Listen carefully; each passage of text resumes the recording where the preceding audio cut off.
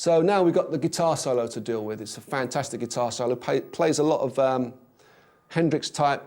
It's a real Hendrix type vibe, and I think it's a kind of real mark of respect to Hendrix that he still has an influence today in 2006 over the stuff we're still playing, because it's a very, very Hendrix influenced solo. So it goes like this.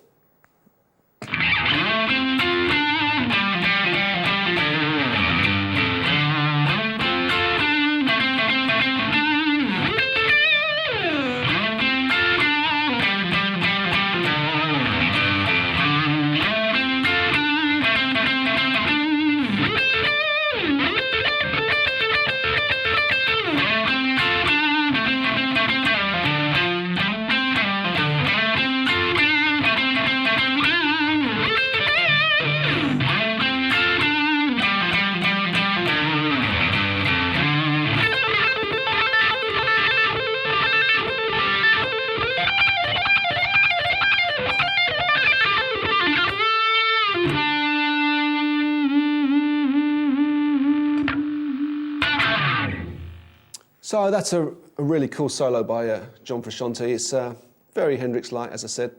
I'm going to try and break it down into bite-sized chunks for you. The opening phrase goes like this, a bit slower.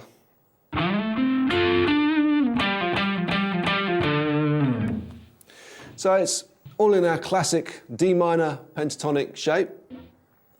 I'm sliding up on the A string to the 12th.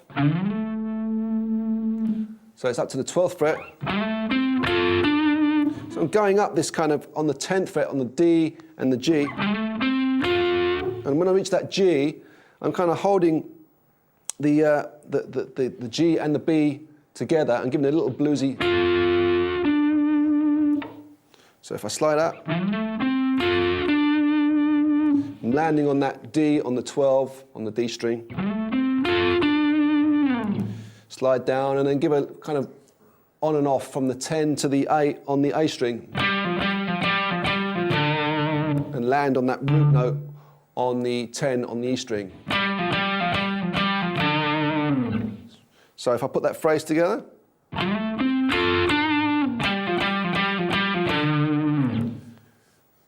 Our next little phrase does this. Very vibey down the bottom there on the E and the A string. That's the E3 to the E1 and slide up to the 5 on the A. Put it together.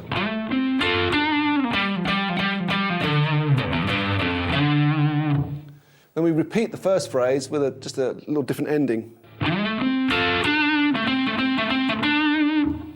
So again, I'm sliding up to the A note on the A12, doing that little bluesy bend, going up on the 10th fret on the D and the G. Little bluesy bend. And that's the same as we did it first time, but we've got this little kind of, which is basically holding the 10 on the D and the 12 on the A, and landing on that 12 on the D. So I play that phrase together. Then it kind of leaps to an octave, which is on the 14 on the G, 13 on the B, and then land on the 15 on the B. So kind of going G, B, G, B, string-wise. So I'll put that phrase together.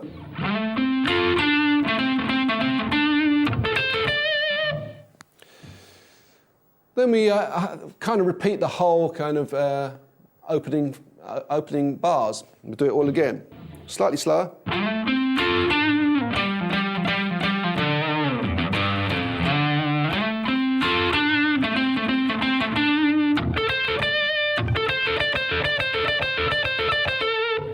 So it's exactly the same up to that point where we get that little,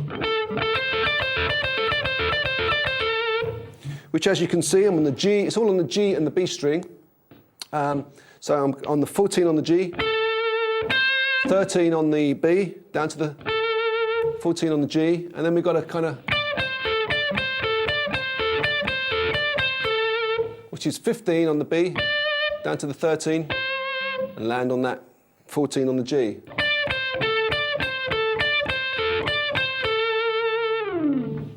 So I'm going to do that last little phrase again and put that little lick in so you can see how it fits together.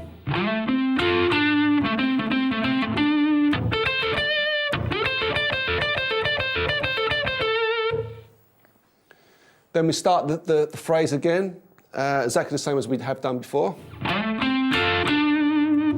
Then this is where it kind of goes off on a bit of a tangent. It does this.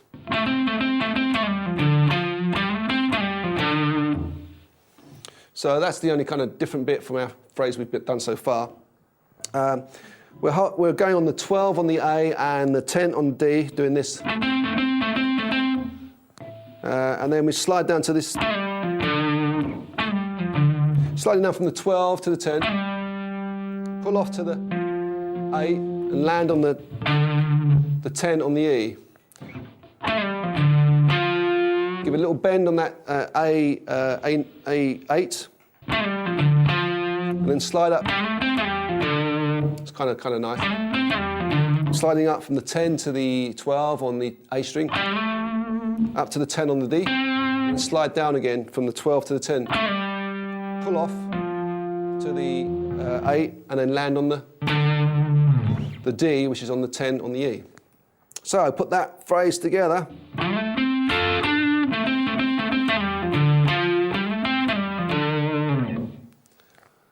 Then we start our phrase again, as we usually have done. And then we got this. So it's on the A and the D string, on the 12 and the 10. Land on the 12 and the D. And we're kind of bending it, toning a bit.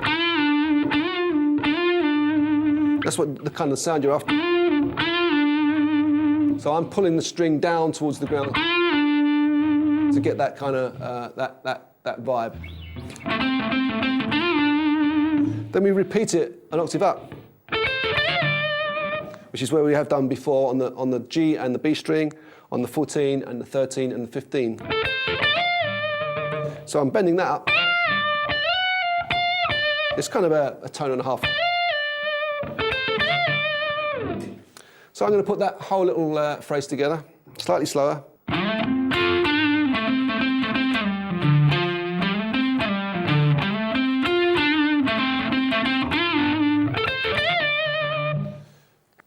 Then we start, basically repeat our very first phrase that we started the solo with. It goes like this.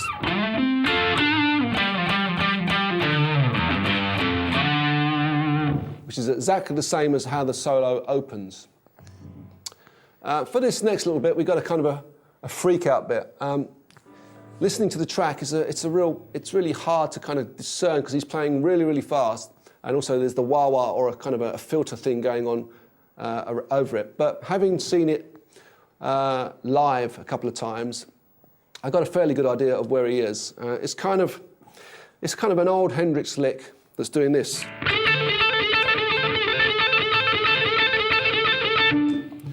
So it's if you can put your, it's actually quite a hard lick to explain because it's a real one of those old 70s licks that you just kind of learn and never play again. I'm bending up. It's almost like a unison bend. I'm bending up this G string up to almost like up to a 14 on the 12th fret, and then I'm landing on that same note on the 10th fret on the B. And once you've done that, you flick on and off with your third finger on the 13 to the 10, and you play that as fast as you humanly can.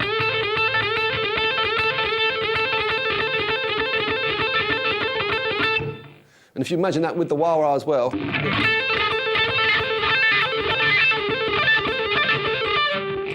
Sometimes, just for fun, when I used to play that lick, or when I do play that lick, it's kind of nice to go and hit the top note as well.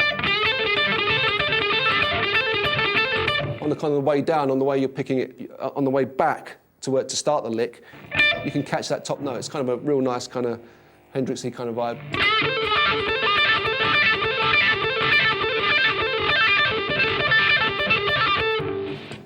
It's the same sort of vibe where he's kind of really freaking out towards the end of the song, where we've leapt. It's the same kind of picking device, but we're leaping now to this short shape.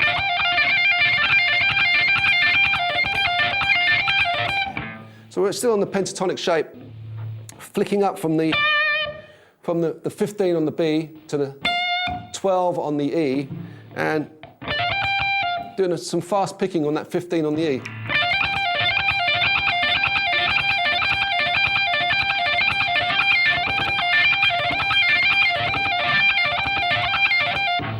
So if I put those two licks together, you get this kind of vibe.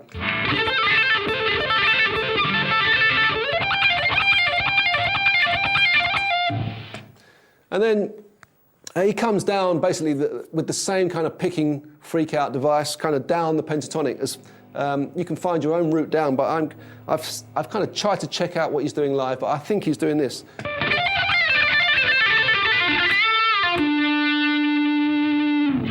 Which is this similar sort of picking device. You're just going down the pentatonic box shape.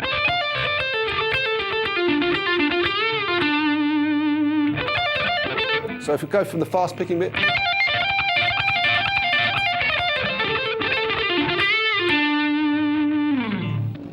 I'm kind of bluffing around that area because he never plays the same thing twice live anyway. It's not kind of a set piece. It's just a real freak out piece. So if you can find your own kind of pentatonic freak out licks to come down, just land on the.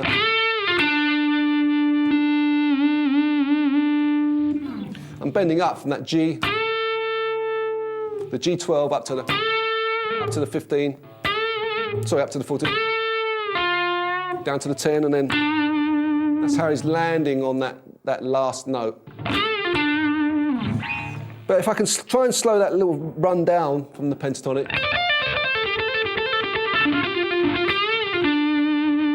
So I'll try and slow it from the fast picking.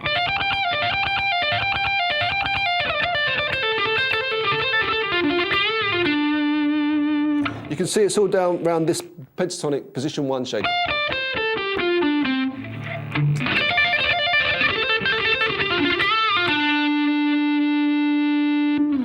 Basically, the more pedals you can put on at that point, so it goes with the wah-wah, the better. But that's pretty much the song. It's a fantastic song, one of my favourite bands. And enjoy it. I'll see you soon.